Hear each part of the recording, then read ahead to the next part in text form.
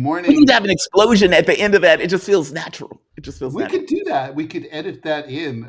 We probably would get some jerk on YouTube who would falsely claim copyright for that explosion. You should just you record the explosion, like, or we'll do it together, like, and we'll just like dub it in, and we'll have our explosion. I like that.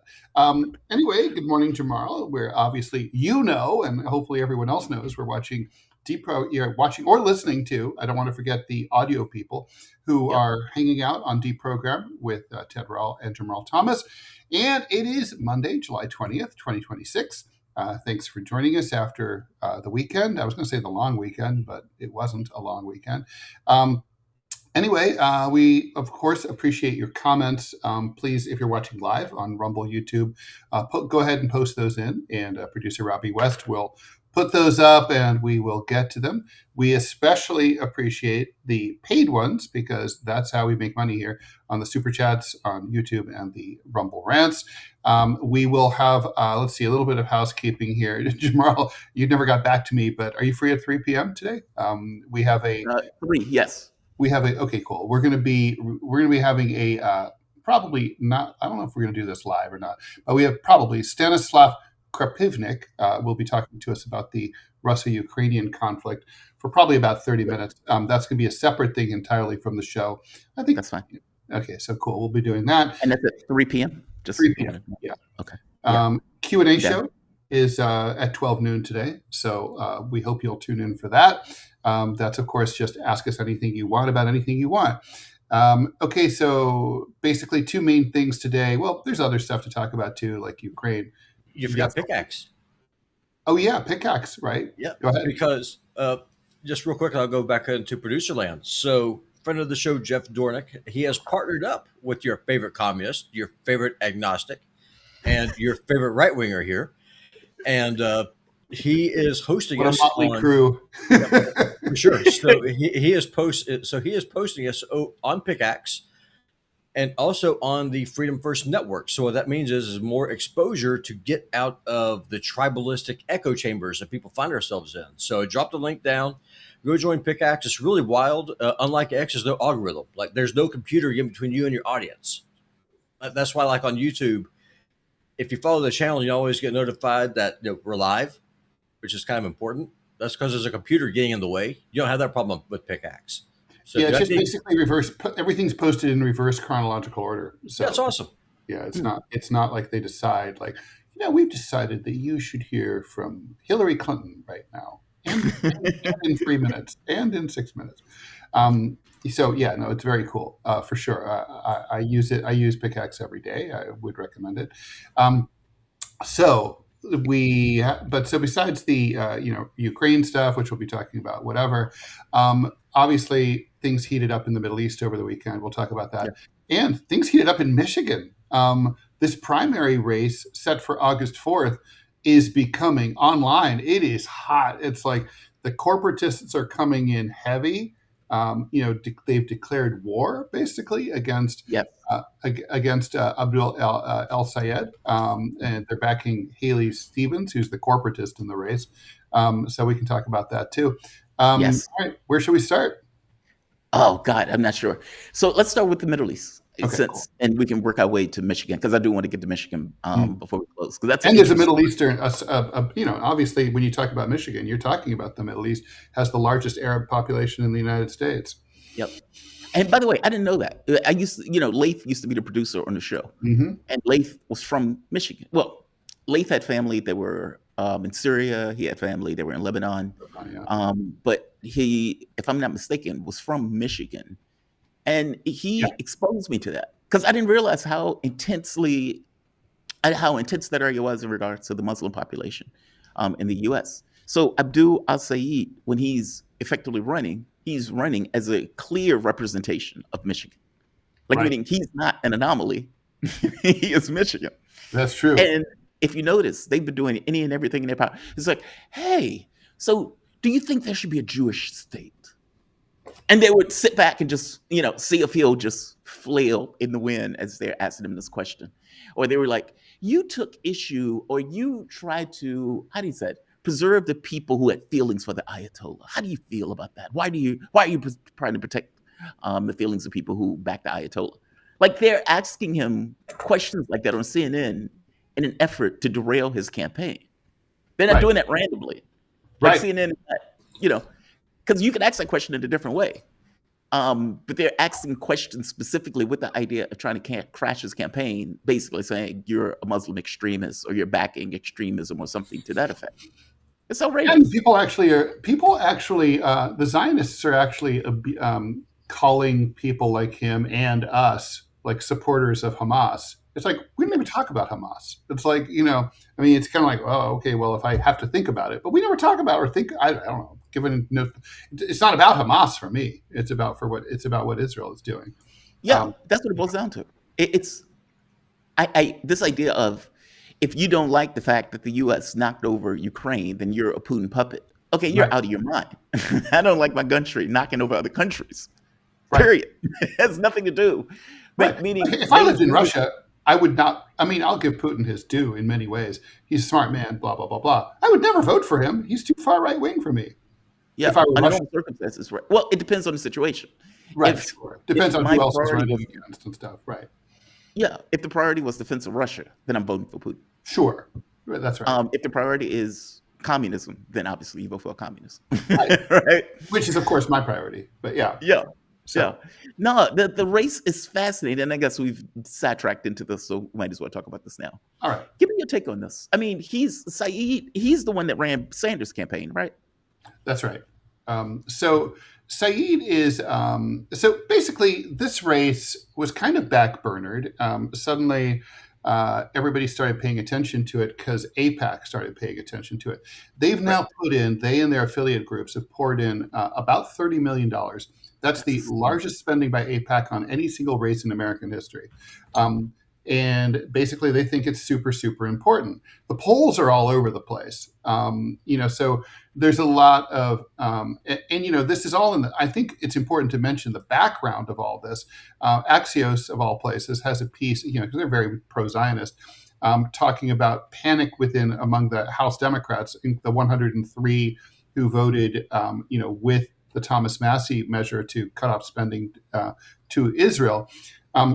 Others are now saying that they feel like they can no longer defend Israel, whether they want to or not, that there's just too much pressure from the voters. One of them said something along the lines of, there's just no marketing campaign for this. Everybody has seen that Israel has destroyed 85% of Gaza. They've seen the devastation, and you can spin this as all you want, but it's not going to make any difference. And so, I think the rats are fleeing the sinking ship. AIPAC, they're not stupid. They know this.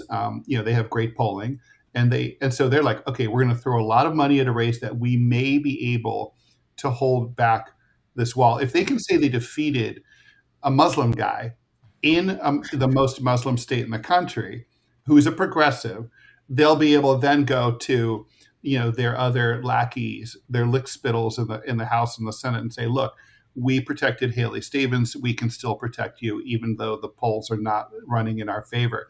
That's got to be their strategy. This is definitely. It is the iceberg has hit the Titanic. The water is pouring into the hull. It's listing. You're not. The AIPAC's not quite at the climbing the flagpole stage, but they're going to be there soon, and they know it. So they're pouring a lot of money into this because it's a really do or die thing for them.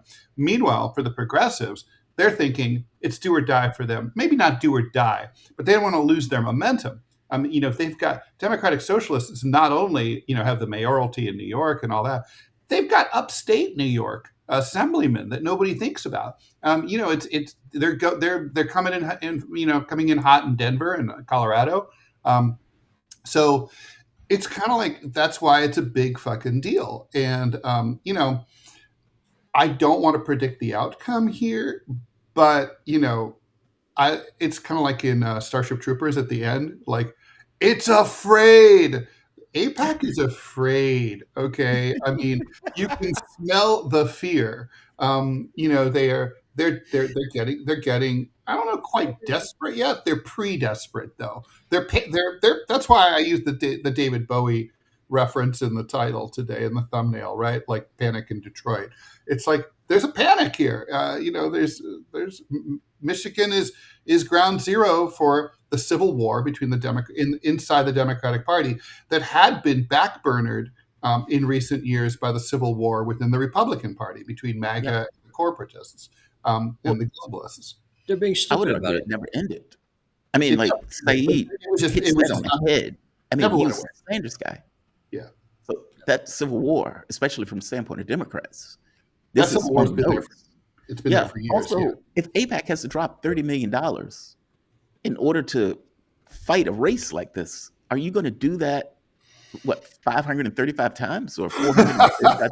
Like they don't have to do it 535 times, but they have to do it maybe 100 times. How often can you drop $30 million on a race, and how many races can you effectively do that with?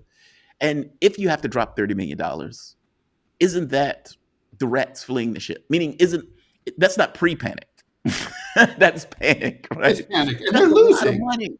And the thing is, it's like, here's the thing too, right? Losing begets losing, right? I mean, in the same way that like when a baseball team is losing and, the bleachers are empty, it's like that. The donors, if AIPAC loses, they've already gotten their nose bloodied in recent cycles, right? Earlier in the year. If they get some serious defeats, donors are going to be a lot less likely to pick up the phone when AIPAC calls. They're going to say, like, I'm not spending this money, and you're just going to lose. Yeah, especially for Democrats. Like, because they've claimed Massey's scalp. They got him. So they can at very least say, we got this guy, if nobody else, even though they lost the first few times they tried to get Massey.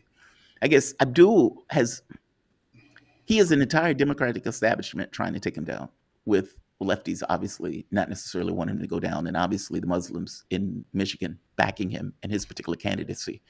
The media is not going to treat him well because the media hates Sanders in and of itself, right? They hate any of the stuff that's on the left.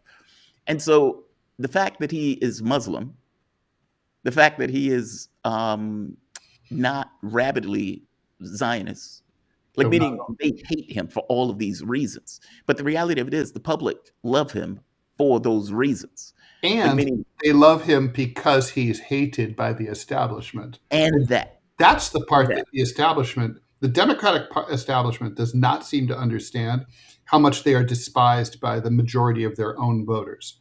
Yes. And I mean, this is the Mamdani effect, where people, or for that matter, on the right, it was the Trump effect in 2016. Oh, if the media hates him, I hate the media. Enemy of my enemy is my friend. I'll vote for Trump. This is that, right? Yeah, agreed. Well, they're doing it stupidly. I hope he wins. They're doing it stupidly. And then here's how I would do this. Now, the Democrats might not be able to do this because he's a creature of their own policies. Why is this guy a contender? Because the Democrats and Republicans both imported in a massive population of people from the Middle East, stuck them in Michigan, changed the demographics of the state, and then voila, demographics is destiny. You have a dude named Abdul running for office. Now, so what I'm about to say may not be able to work for them because it goes against their brand of open borders and being welcoming and inclusive and loving and all this other crap. I'm pro-loving, by the way. If I was going to take this guy on, what I would do is I would make the cultural argument.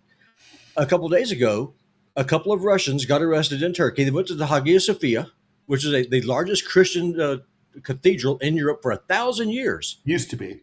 They were arrested because they were praying a Christian prayer in a secular Islamic country, which I submit there's no such thing as a secular Islamic country. They are currently in jail waiting to be deported. Now, this is supposed to be a country that has freedom of religion, at least on paper.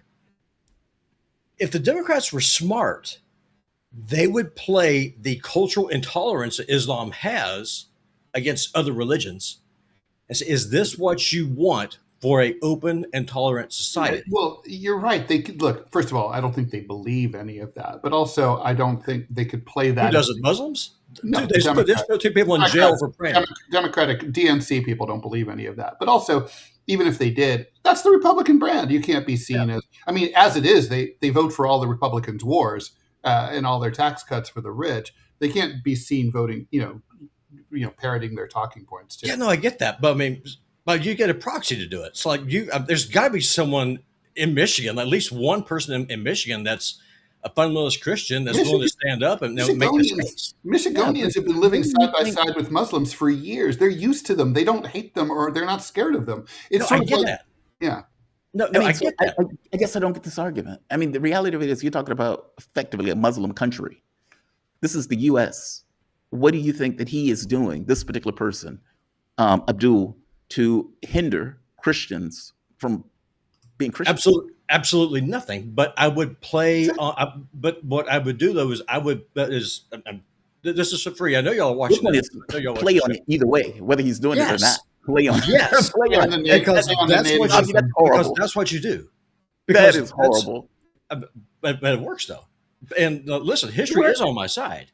So honestly, that's why they kept using an argument against Obama that he was Muslim. They were playing on that thing. The Democrats can't touch it because they've got to wave the rainbow flags, welcome the immigrants, everybody else. Open the borders. Democratic change is good. They would piss off that giant voting bloc in Michigan even more than they already have. That's what I'm saying. That's why you get a right-wing proxy to do it for you. Those people in Metro Dearborn, a lot of them have relatives that Israel just killed in the last few years, right, or before.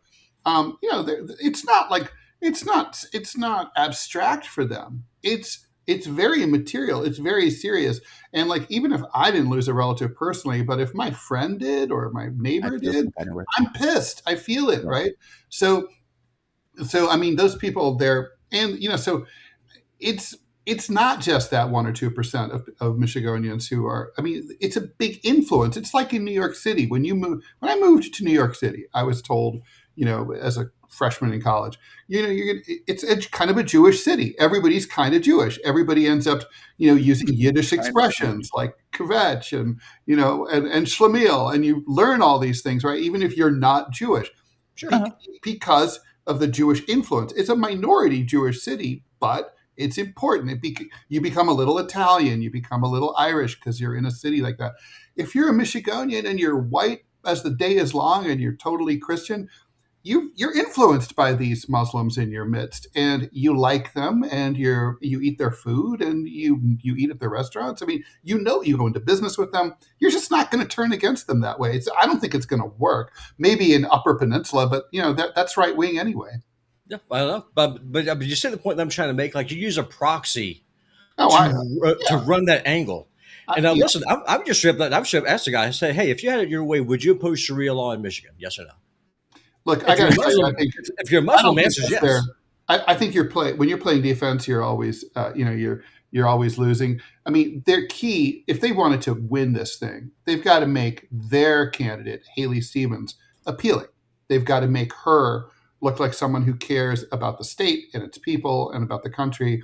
The best that she can do is that she worked on an ad hoc committee in 2009, right during the financial crisis under Obama, that helped put together the bailout for the big auto companies that prevented companies like GM from going out of business.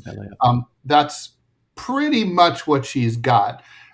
Look, I think a lot of Michigonians are grateful for that, but it didn't work great. The federal government only got back like 72% of their investment. So we kept those companies great, but it's some weak tea. Oh, I sat on a committee. I was appointed to a committee. Mm-hmm. Me personally, I just love sitting back and watching the Democrats reap the wind from the whirlwind that they have sown. And it is a beautiful thing. Listen, you might be sitting back and watching, you might watch Sayed get elected. Yes. Yeah. Listen, which I hope he does. I'm a fundamentalist Christian, and I would have voted for Mondani. And I despise the man because at least back then he said that New York was his priority. That's what the Democrats are missing. Until you start putting your people as a priority, you're going to lose. And if you keep importing people from all over the world to try and drive down wages, control costs, and build a voting bloc, eventually it's going to backfire on you. And that's not just Democrats, Robbie. Republicans do that shit too. I mean, like, Oh, I know, look, I but, agree with you. The but Democrats Republicans at least use the pretend like border they care as about the a, borders, and the Democrats don't. So that's what I'm picking on them right now. Well, the thing yeah, is, but okay, so Republicans use labor that comes out of those countries. I mean, it's not like, look, we can't have it both ways. We can't wreck countries and then complain about the fact that the people leave those countries and request asylum from the wrecked countries. We can't have it both ways. I Oh, get, I listen, get your point, but no, I I don't get see it. any issue with Said, frankly. Oh, I don't either. I mean, he is a creature of our immigration system. you're also I mean, talking about a that's what it Democratic is. primary. The voters are going to lean left in the same way that a Republican primary voters lean right. Those voters are just, they're not going to be affected by that kind of messaging. I got to ask you, Robbie, I want to know your answer to this too. Looking at the RCP, Real Clear Politics polling data, definitely the tide is moving in Stevens' direction, right? I mean, basically, Sayed was ahead by 2 to 5 to 9, even 10 points in some local Michigan polls going back through May and June. Stevens is currently, ahead by 4 on average, by 7 according to the Detroit News poll. I mean, I would say, Sayed certainly within spitting distance, but it's not. It's by no. I wouldn't be happy if I were Sayed, and all this corporate money is coming in. I mean, there could be a backlash against AIPAC. The AIPAC. I mean, if I were him, I would focus entirely on, AIPAC spending, AIPAC spending, AIPAC spending. That would be like all I talked about, and it could work. But I mean, okay, let's just say that like the DNC succeeds in installing Stevens. That seems likely right now. If that happens, could you end up with a lot of people taking to the couch this fall and handing the Republicans a win? I mean, I could see a lot of that's what happened in 2016 with Bernie voters who didn't turn out for either candidate. They just, millions of them, 3 to 4 million, just decided not to vote for a Democrat. Or so. I mean, I think Sayed's likelier to win in a general election than Stevens, but the DNC obviously hopes and thinks differently. See, I think you made the point of saying the DNC's base hates its guts, meaning the base of the party hates the party. Yeah. And you can even make the case that the party itself hates the representatives of that party. Yes. The mechanism that they use in order to get elected, because as you point out, the base hates them, is that the hope that the base hates Republicans more than they hate whatever rando Democrat that they put in the spot.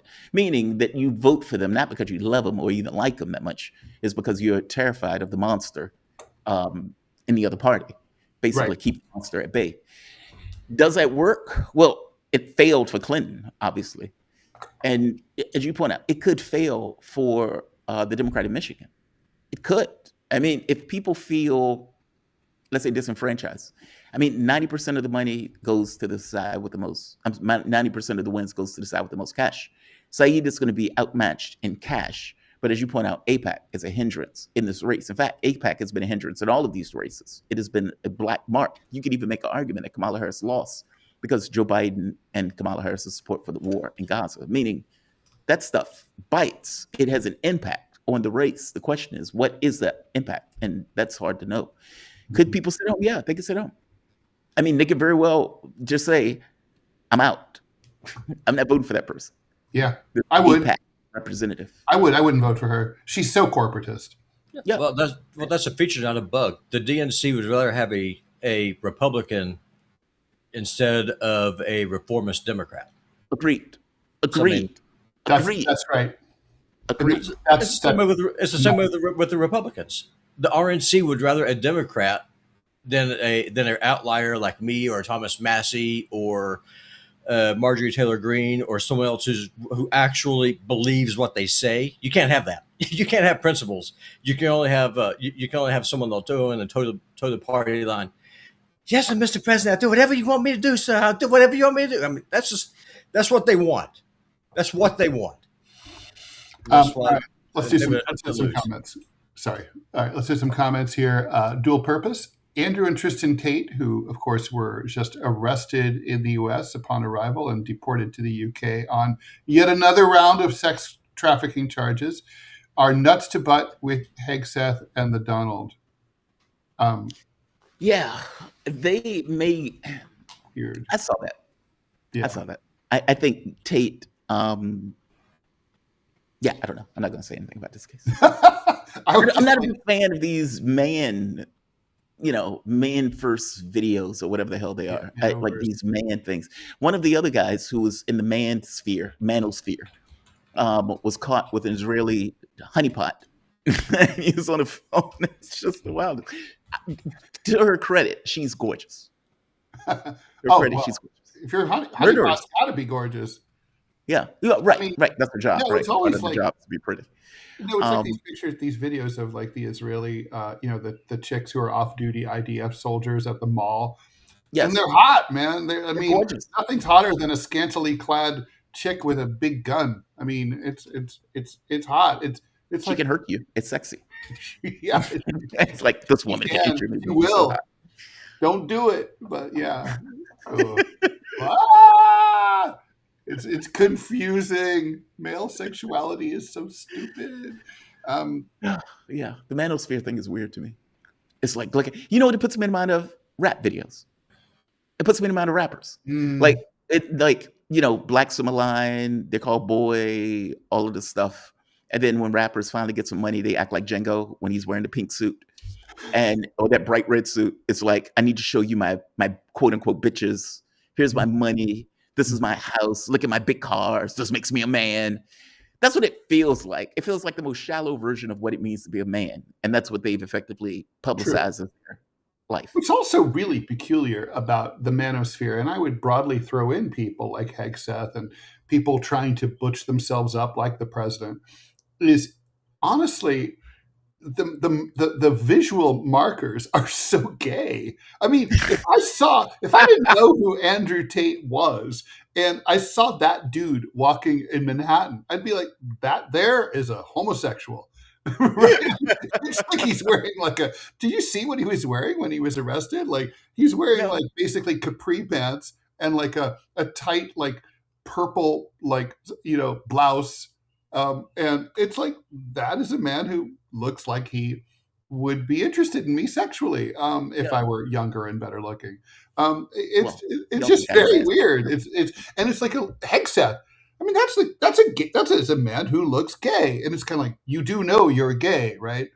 I mean, you should try it. You would love it. I think for you should try it, dude. Get into it. You'll like it. It's like, just try one. You may enjoy it. You look like you're gonna enjoy it. Don't hold back. Tate's having a hard go of it, man. For you, yeah. I don't know if you saw the boxing match where he got his ass kicked. Yes. And got his ass kicked by a guy that seemingly couldn't really fight. Like the way that the guy was throwing punches, and it was like, how you're supposed to be a man's man. Right. How did this guy kick your ass like this? Yeah. Well, that's right. I mean, I think back about Norman Mailer had challenged what was his name, Gore Vidal, to a boxing match. It was like now that's men being men. They're both hard drinking literary dudes. It's like, we're gonna beat the shit out of each other on television. It's so awesome. It's like that was an America I wish I'd been around for. But that's so wild. That's so wild. By the way, did Gore Vidal take him up on that?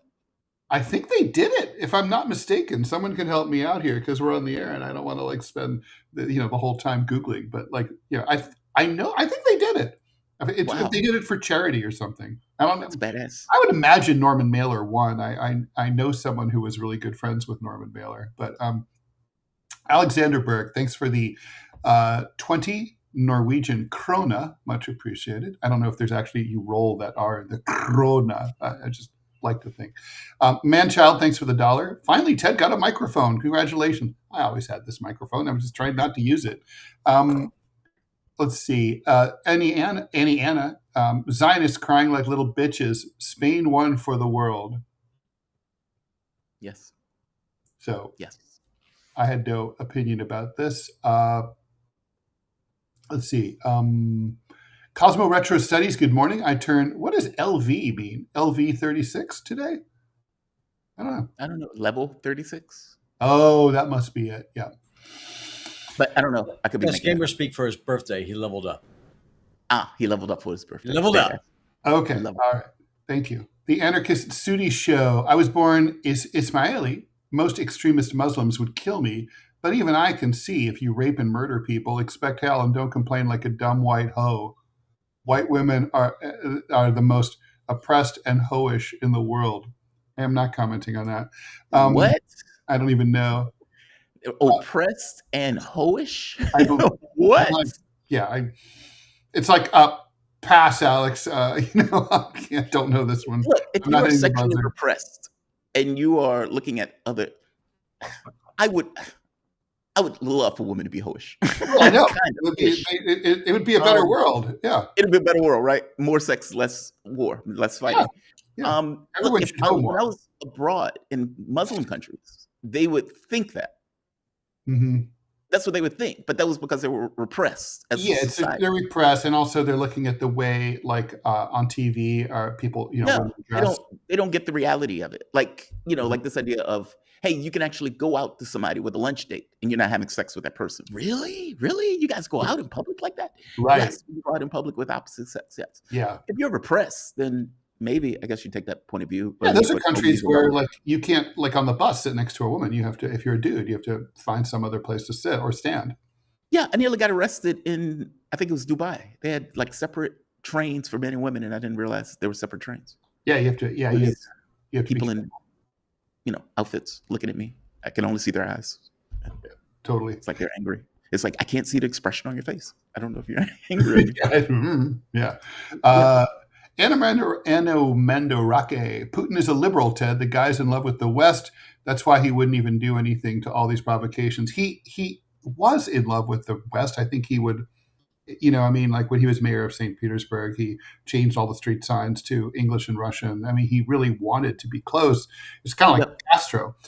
But that doesn't make you a liberal. I mean, I think he would, I think he's a liberal in the small L capitalist sense of that word. But, by Russian standards, he's too deep with the Orthodox Church to be a liberal. Let's see. Argentina, Indiana is in the process of getting destroyed by Israel, similar to the U.S. Well, I don't know about that. Certainly they're being destroyed by the IMF. Digital design. Robbie isn't understanding the messenger does not matter. For the most part, these talking points don't work for the voters on the left. I agree with that. Daniel BTS, can we talk about the fact that Ms. Lindsey Graham's sister was installed as senator and no one in the GOP even protested this blatant act of nepotism? It is nepotism, but this has happened before, though. I've seen this happen on more than one occasion. In fact, it used to happen all the time. Mm-hmm. Yeah. Like the example that I don't know why I always fixate on is when Senator Hubert Humphrey died. HHH. His widow completed his term. That's not unusual. Yeah. It's sort of like a honorific. It's a customary thing. I think it's especially true if there's not a long time left on the term. I think if you had 5 years left on the term, they might not do it that way. But how much time does he have on a term? Just the next election cycle? I think it's this November. Okay. So so it's kind of like a nice thing, like whatever. Okay. So thank you very much to Alexander Berg for the 50 krona. But why would you import the people from the countries you attack? That's just asking for trouble. That's the question I ask. If you're at war with somebody, you don't import their population. That's like, what's the word? Retarded. You're at war with them, so you don't bring them to where you live. But a quick shout out. DeProgram is number 4 on Rumble right now. That's really? We are number 4 on Rumble. Take a look at the screenshot. Bobby, I think the highest we've ever been before is number 6, right? Number 6. We, boys and girls, we are number 4 on Rumble. And we love you. That is because of each and every one of you here in the chat. We appreciate y'all. This is huge. Thank you. Thank you. Thank you very much. Thanks for that news. That's so cool. That's very cool. That's very, very cool. All right. So is it asking for trouble? I mean, I just don't think it works that way. I mean, this is definitely one of those cases where the left hand and the right hand don't need to know what each other is doing, because it's not like, because, okay, if you, let's say we attack Afghanistan and we're at war with them and we occupy them and brutalize them and oppress them for 20 years.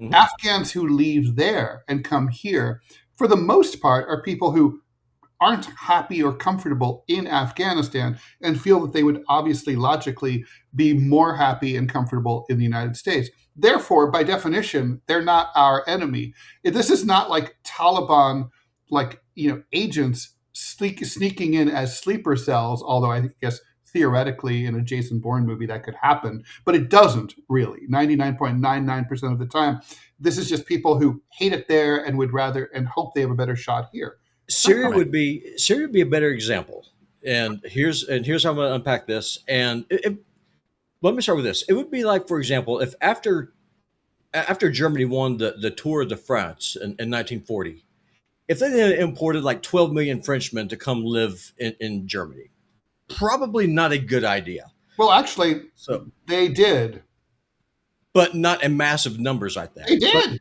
They did. They had something called during Vichy France. The Germans prevailed on the French occupation authorities to install something called the STO, Service de Travail Obligatoire, which meant mandatory service for men of military age in Germany. They were drafted and sent to Germany to do forced labor in factories and in some cases on farms, even helping German shopkeepers, because there were so many German men were not at home anymore, right? So they wanted that manpower. So they imported like hundreds of thousands of Frenchmen who, against their will, by the way, off to Germany. And but they weren't set free. But I mean, they weren't set free and just allowed to just go and do it. You yourself said they were controlled. No, wrong. Like my I don't even remember, but this relative, it was my mom's relative. Doesn't matter. It was a guy in my family. It was a big like Tuesday family thing, like the Tuesdays of my mom's sides of the family, where the dude was he was lucky enough to be assigned to a farm in Bavaria. It was the traditional fell in love with the farmer's beautiful blonde daughter. And so he married her at the end of the war. When the war ended, he was in Germany. He brought his German wife back to France. You can imagine how that went over. Got some looks, did they? The local resistance fighters, the FFI guys, came and paid them a visit and said, "You would be well advised to leave town and never come back, or we're going to kill you and your Kraut bride." Wow. So they did. I mean, he was just a young man. He didn't do anything wrong. He fell in love with someone. She was a nice lady. It's just a war tragedy, right? Yeah. The point is, he said that when he was in Germany, we went to market. There was no soldier watching him. I mean, he could do whatever the fuck he wanted, and to the point of fucking the locals. Okay, so he could definitely do anything he wanted. It's just, I mean, yeah, in a slave labor, factory, yeah, it wasn't like that. And a lot of those people. Well, that's what I'm talking about. I mean, you're talking about a program where they were being used to replace manpower because the Nazis are too busy slaughtering their own people against the Russians. I mean, right. It's not a good tactical move. That's all I'm trying to say. But the point is that also all the difference in the world. These Frenchmen were dragged off kicking and screaming against their will. Syrians who are coming to the United States during a civil war, they're not coming against their will. They're like desperate to get the fuck out. And like, they're looking at the whole world and they're like, oh, the US seems like a good option. Yep. Little do they know what a shithole it is. But the point that I'm trying to make is that if you're at war with another nation, Syria's a good example. We were beating on Assad's door for 12 years before we finally took him out and installed a Syrian head chopper. Yes. Odds are that makes some kind of, I think the proper word is resentment. And so if you have a high testosterone, militaristic culture that's probably doesn't like the idea that you're supporting Israel, you're dropping bombs on their family, you probably are directly responsible for the deaths of many family members, you probably don't want to import that person to come live in your country. And about the Afghans, and I'll go away with this. It doesn't work that way, if you are a traitor, I do not want you in my country. Those Afghans who work for the United States are traitors. They are traitors of the highest order. They sided with an I occupier. agree, but there are They traitors. should not be here. But they're our traitors. They're not our traitors. We treasoned them. We turned them into traitors. They would have signed up with anybody else. They would work with the Russians or whoever else. Yeah, who would ever work for us if we didn't take some of them with us? To quote my grandfather, what's a cocksucker? Always a cocksucker. Also, how many terrorist attacks have you seen in the U.S. with people coming from those countries into this country? None. Like, meaning, if you were right, you would think that there would be far more terrorist attacks. No, man, what you do is that, brother, you played a long game. This is one of the things when it comes to it's been a long game. Listen to what I'm saying, because if you are trying to, if you're immigrating to at least on paper, a representative style of government, demographics always wins. So if you want to take over, you have a crap ton of kids. That's how you do it. That's why we're having this conversation about Michigan. What's the birth rate among the Muslim immigrants versus the local population? It's not like, hey, Abdul, put the word out, bone your wife, put a hole in the condom. You know, I mean, dude, it's not a conspiracy. Hey, it's out in the open. There are imams in Europe, and I don't have to take my word for it. I can send you the links where they talk about just you conquer Europe in the bedroom. There are imams who are talking about this. So one day Rome will be like Constantinople because we will breed them out. That is a tactic. It's not a tactic. It's a democratic shift, which is not a democratic shift, which is not the same thing. Of course it is. It's conquest by other means. I mean, it could end up, but it's not planned. I mean, conquest is like implies that it's planned, right? It is planned. If you just end up with something, I don't know. It's kind of like if you have a cat that comes to your door and you feed it all the time, and eventually you find that it got into your house and is sleeping on your sofa. Well, now you kind of own a cat, but it doesn't mean you were like scheming to like seduce that cat to come into your house. Or that the cat was planning to do all this, like.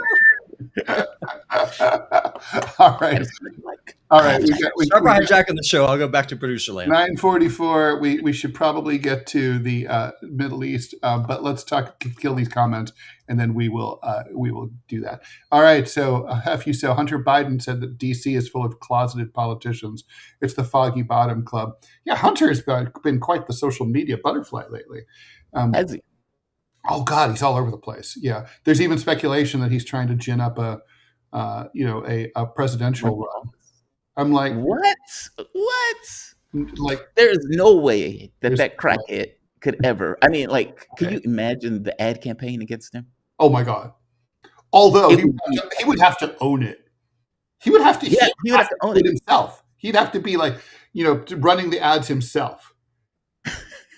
This is me doing crack in the bathtub. Yeah, no. Here's the play, right? Like, 35% of Americans are addicted to opioids. I'm one of you. Right. I'm just like you. I'm not one of these uptight politicians. I'm Hunter Biden. Yeah. I do blow on hookers, tips in a heartbeat. Yeah, I guess that'd be a hell of a campaign. Yeah, I'd watch. I mean, Andrew Tate approved. Right. That's how you do it. Right. Yeah. Right.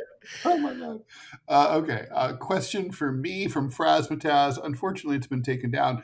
But John Hinckley Jr. had a neo-Nazi history before the shooting and posted some American Imperium political party thing last week. Yeah, I know that John Hinckley's been out. Like he's like sort of quietly been like out of full custody. I don't know if he's partly in custody still. He's not completely free, but he's a lot more freedom of movement than maybe Jodie Foster would like. Yeah. It's very strange. I have to look into that. Thanks for the $10, Sam Palmisano. Trump photobomb. Oh yeah, Trump photobomb. Like he bombed the Spanish soccer team. The Spanish, the soccer team. Yeah. Yeah, the FIFA president apparently had to run to try to pull him out the photo.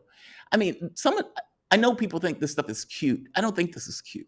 I think this is pathetic. It's talk about a man with a small dick. He's the president.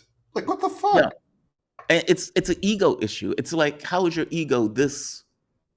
How are you So this what did your insecure, dad do to you, right? Like, why are right? you this bad? Why are you this bad? Why are you this insecure? How are you this narcissistic?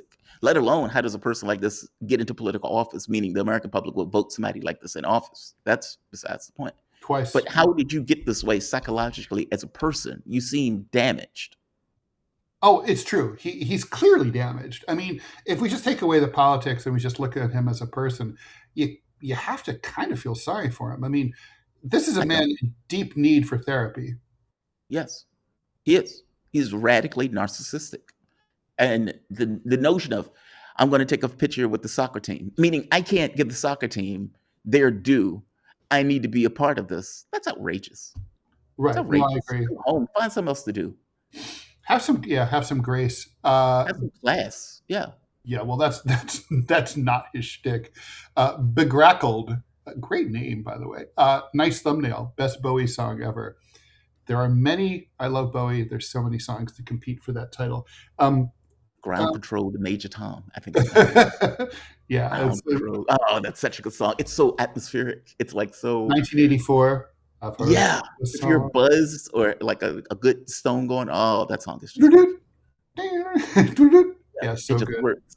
And So in his voice, like the way it cuts through ground control to major, it's this British accent. I would Oh, it say works. so. Yeah, I mean, he's got this. I heard this said about Grace Slick, but I would say it about Bowie too. Like he has a voice that is meant to play through an AM car speaker.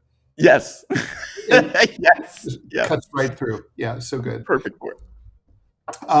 Let's see. Okay, so obviously Middle East, Yes. things are On spicy. fire.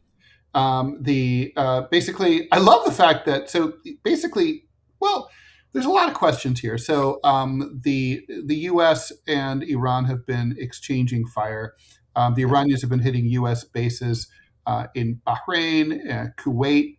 They blew up a desalination plant in Kuwait. Yep. The U.S. blew up some bridges, also a desalination plant in Iran. The Iranians are definitely just retaliating. The whole war is a retaliation. I mean, they didn't come looking for it. Breaking the ceasefire, they didn't come looking for it. But but basically, the thing that's kind of amuses me, if there's anything amusing about all this death and mayhem, is that this airstrike on this Jordanian base, U.S. base, is the first of many. It's been hit repeatedly throughout the war. And apparently the Americans don't seem to have any way to stop it. I'm like wondering if we can maybe borrow some Iron Dome from Israel or something. After all, we did pay for it. It's just sort of like incompetent. We have all of our guys sitting over there like sitting ducks. We claim that we've completely destroyed their military. Clearly, that's not true. And these defense missile systems don't even detect incoming fire from Iran, much less intercept it. You've got this weird situation in Iraq where some American soldier died because they were trying to do a controlled detonation of an Iranian drone, whatever the fuck that means. It's like completely opaque. No one knows what actually happened there. But you and I both know it's more than 16 or 19 dead or whatever. You know that. Yeah. We know that it's more than a few dozen injured. I mean, we know that the property damage to American infrastructure is far more severe than they're telling us. It's the cover-ups are just like thick with this. And here's the thing, right? Like the Iranians are hitting targets hundreds of miles away from their territory. Okay, so how the fuck does the U.S. and Israel think that they can deny the Iranians the ability to hit the Strait of Hormuz, which is 0 miles away from their territory? Right. Well, the Trump administration came out yesterday and when asked questions by reporters, pointed out Iran doesn't control the strait and they have a few missiles, but we destroyed all this stuff. And it's like, okay, then why are they blowing shit out of U.S. bases all throughout the Middle East? Yeah. I mean, I don't know if you've seen the fires that were set on the border region that when Iran just eviscerated seemingly an entire area with missiles and drones where just a fireball erupted going all the way down the line. They've been hitting the bases in Bahrain, meaning the U.S. fleet. They've been hitting Kuwait, UAE, Qatar, etc., meaning they have opened up a can of attacks. And as you point out, the missile defense seems pointless. It feels pointless. And Useless. it's so pathetic because when a missile defense system dies, it fires off a bunch of missiles to try to save itself, which is the saddest thing in the world. It's like, it's like it shoots its load one last time, like, and then dies, like some kind of mosquito stabbing something. Now, it's wild to watch. And yeah, obviously more U.S. personnel is being killed. Trump was forcibly stuck in a position of having to own up to 2 or 3. And then you find out it was more than 2 or 3, that it was like 4, which means that number is it's obviously much higher than 3 people dead in all of those missile strikes that Iran has been opening up on like 5 or 6 countries. Yeah. Our air defense is far overblown in regards to the way they claim its capabilities are. Clearly. Because otherwise, these bases wouldn't be getting trashed in the way that they're getting trashed. I mean, they're getting just hit left and right. And as you point out, the desalinization plant, let's talk about that because it's important. Yeah, that's important. That's interesting. The U.S. over the weekend decided, as Trump pointed out, he was going to commit a war crime. And because he couldn't get what he wanted from Iran, and because he lost ground, meaning the entire point was to destroy the state, now we're fighting over the Strait of Hormuz. Basically, we've moved to a -2 as opposed to the 0 scale that we're trying to hit. That he has decided, well, I'm going to commit war crimes. So I'm going to go after bridges. I'm going to go after infrastructure. I'm going to go after water desalinization plants. I'm going to go after roads and railroads, etc. None of these things are critical infrastructure or are infrastructure in the context of the war. All of these things are just things that Trump is hitting in order to inflict pain. There's a difference in those things, right? One is a military target. The other one is a target just to inflict pain. Iran's response to that is to step on the escalatory ladder and stop. So when Trump hit bridges, Iran hits a bridge. Mm-hmm. And there's a big bridge, I believe, is it Bahrain and Kuwait? I forget which one. But that bridge will probably be on the target list, immediately severing those 2 countries from one another. I forget the 2 countries. I think it's Bahrain and Kuwait. Iran can much sooner do without a bridge or 10 or 20 than Bahrain can do without one. Yes, especially since it's connecting the 2 countries. Mm-hmm. And again, water desalinization. I get the sense that this is Iran putting a threat out. Hey, if you hit this, just be aware we can hit those too. They've been hitting this stuff with pinpoint precision. These Gulf states, I mean, they're effectively, you know how there's the nation, in apartheid South Africa, they created this homeland called Lesotho, right? In the middle of, if you look at this, it's the only country in the world that's completely surrounded by another country. It's a kingdom desperately poor now. The Gulf states are effectively Lesotho. They are bottled in the in the Persian Gulf. They can, basically there's no coming or going unless the Iranians allow it. Right. So it's kind of like what we have here is a failure to communicate, as Clint Eastwood would say, right? I mean, they have to figure. No, I'm sorry, please. I'm just saying, it's like I would ask the Bahrainis, the Kuwaitis, do you guys own a map? Because you'd probably find it very enlightening. You would think, and let's be honest, without desalinization, they don't exist. You're fucked. Yeah, they're fucked. I mean, like and this is what makes it interesting to me, because the Washington Post is saying that the White House is talking about a wider war against Iran. Okay, dude, you've used 50% of your missiles within the first 40 days. Mm-hmm. Okay, we're another month into this? What weapon systems are you talking about using to do this? And from the standpoint of defensive missiles, okay, well, considering Iran is trashing your bases, it doesn't look like you have the ability to defend them or even are trying to, per se. Like, meaning, what are you using to prosecute a larger long-term war? And if we're talking about a war of attrition, if you notice, Iran has been very clinical in the way that they're doing this. We fire, we stop. Meaning we step on an escalatory ladder and we stop. If you go home, we go home. Right. If you go up that ladder, we go up that ladder. You go home, we go home. And we keep playing that process out. At some point, oil fields will be hit. At some point, desalinization plants will be hit. Meaning you would think that there's a limit to where the U.S. can go because of the damage to the U.S. economy. Gas is already at $4 here in Richmond. It went up like 30 cents over the course of 2 days. Where's that number going to go? And how much pain is Trump going to be willing to take? I'm shocked that it's still. honestly, given everything that's going on, I'm shocked that gas prices are still so low. Agreed. They're going to go up. I mean, they have to. It's just, I mean, I don't understand. I mean, clearly the market's being manipulated. It doesn't make any sense. But at some point, it's going to be an inventory issue, not a talking issue. Well, the reason our gas is low is because we are pillaging the strategic reserve daily, and that can only go on for so long. It's artificial. As soon as that spigot's cut off, look out for $6 or $7 gas. Soon, very, very soon. Soon. Filling that shit like water for the last 4 months. Like that thing is bottom. Yeah, and the thing is, we're self-sufficient, but we're self-reliant on energy, but we're not, because we need different kinds from all over the world, and it's a global market. Exactly. So, all right. So we'll be touched. Couple more. We have a few more comments here. Pura Vida JJ, have you heard of the rumors of an Iran ground invasion of Kuwait in order to take American bases? I had not.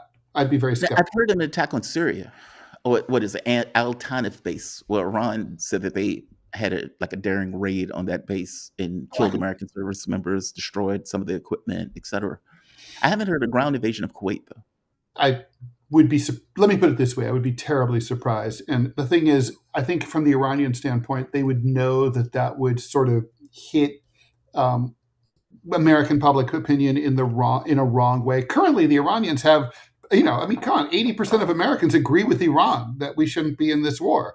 So, if you're the Iranians, you don't want to change that. Public opinion is going to be determinative here. But you change it by killing Americans. Right. But no. I mean, I'm sorry. What I mean by that is more dead Americans is more pressure on the U.S. administration to get out the war. Right now, nobody's blaming the Iranians for that. We know, everybody knows that the Iranians are defending themselves. Exactly. So, I mean, even people who are, don't love Iran. More flag-draped coffins from the standpoint of ending the war, the better. Yeah, they should be covered with Israeli flags, and everybody knows it, Yeah. Jolly Lollipop, thanks for the $2. Trump was a draft dodger with fake bone spurs. True. Yes, he was. Bone spurs. Anarman Iraqi, all those who claimed Israel is America's attack dog lost the argument now, with Israel sitting on the sidelines watching their attack dog, the U.S., exhaust itself. Yep. Israel couldn't do the job, so the U.S. comes in to do it. Yeah. And, of course, here the joke here is the U.S. can't do the job either. I know. And imagine these guys are like, now we need to fight China. Really? Over Taiwan. Iranian missiles are cutting through your air defense like butter, and your response is, yeah, we need to go after China and Russia. Hilarious. Yeah, that's so fucking great. That is a great place to end today's show. By the way, Jamarl, I don't know if you saw, Robbie said we are number 3 on Rumble. Yes. Now. That is we moved up. We moved up to number 3. That is a record for the DeProgram show since its inception. So fantastic. All right, guys, we're going to be, by the way, so, we'll be changing the format on YouTube of how we re-upload stuff. We need to talk about that later. But basically, so if you really want to watch the full episodes on YouTube, make sure you watch on the live tab, not just the videos tab. Otherwise, we're going to be breaking the shows into segments and posting those to YouTube. Rumble all stays the same, no change. Q&A show, 12 noon, coming up in 2 hours. Ask us anything. We'll see you then. Thank you so much for tuning in. TMI show with Manila and I coming up right now. And Jamarl, always a pleasure. See you soon. Manila said hi. I will tell her.